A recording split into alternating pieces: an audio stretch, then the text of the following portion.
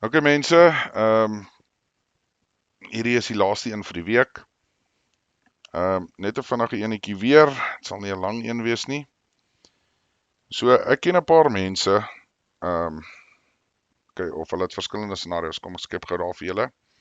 So ek ken mense wat so goed klaar reg is, dis basies haak en ry, gooi bietjie klere agter in die voertuig en dan gat hulle.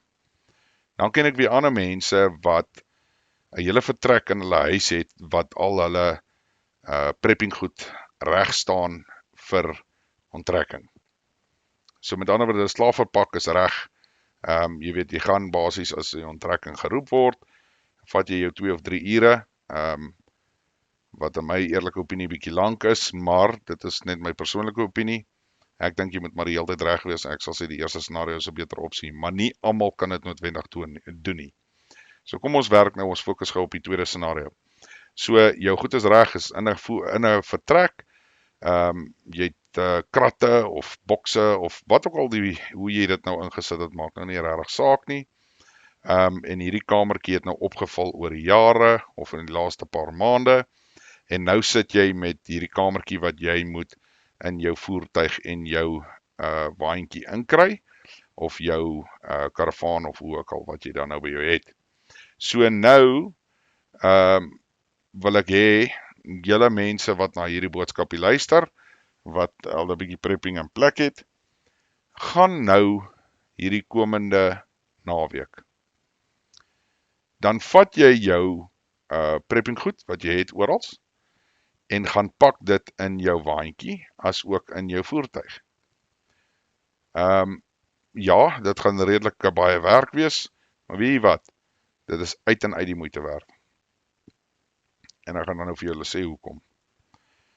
Ons het op 'n stadium gesit waar ons, soos ek gesê het, ons trailers reg gehad, die goed was gepak, en ons het nog steeds addisionele prepping goed gehad.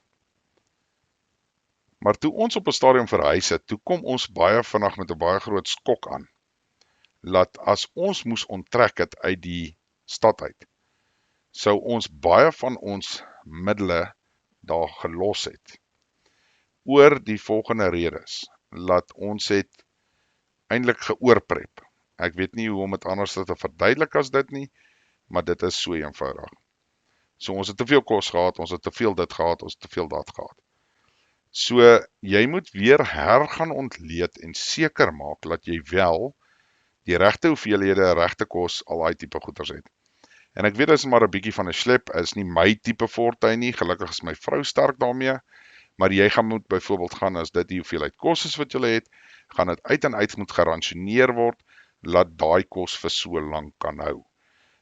Soos ek sê, dit is redelik intensief, maar dit is maar eintlik die manier om dit te doen. Op die einde van die dag is dit baie eenvoudig. Gaan nou hierdie naweek, gaan trek jou goed reg. Gaan haal jou waantjie, vat jou karavaan, wat ook al jy het, en gaan vat jou prepkamer of jou prepgoed en gaan pak dit daarin.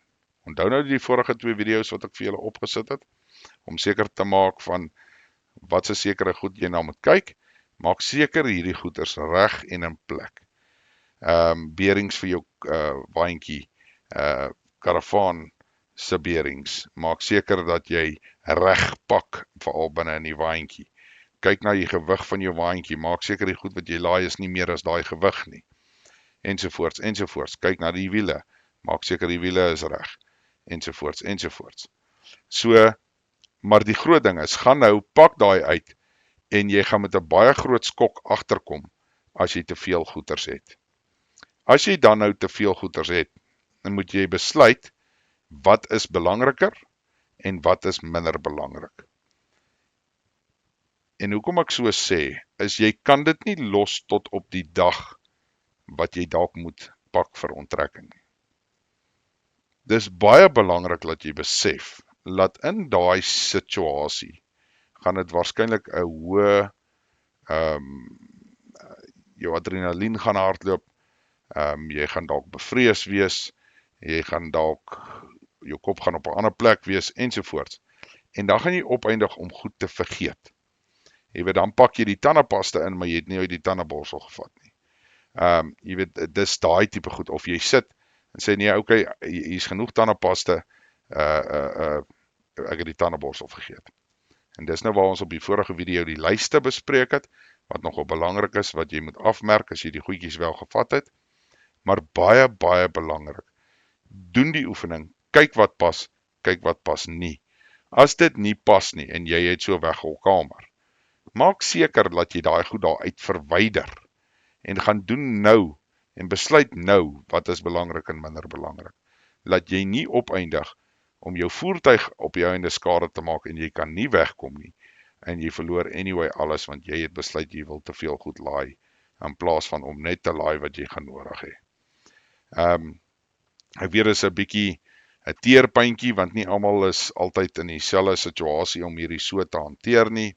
Jy weet, party mense het klein karretjies ensovoorts.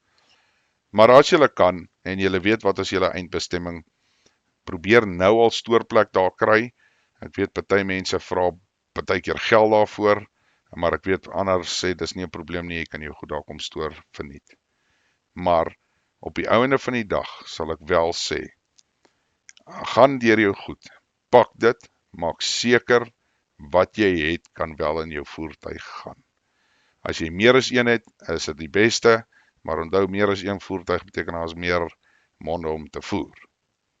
Mense, en dan die ander ding, of die laaste ding waarna ek wil raak, is, as jy byvoorbeeld 3 voertuie het, en daar is net 2 van julle wat kan bestuur, besluit nou al, watter voertuig gaan bly. As jy moet kies tussen 'n diesel en 'n petrol, diesel gaan altyd beter wees. Vir die eenvoudige rede is goedkoper, jy kry meer kilos, en op die einde van die dag, diesel is makliker om te stoor, as byvoorbeeld petrol. Ok julle, ek hoop dit help julle, en asseblief laat weet van my en Wilma, as julle dit suksesvol aangepak het en reg gekry het, om julle goedjies te pak, om te kyk wat kon julle inkry en wat kon julle nie inkry nie. Dit gaan nogal vir baie mense 'n eye-opener wees. Ok julle, geniet die naweek, ons praat maandag weer.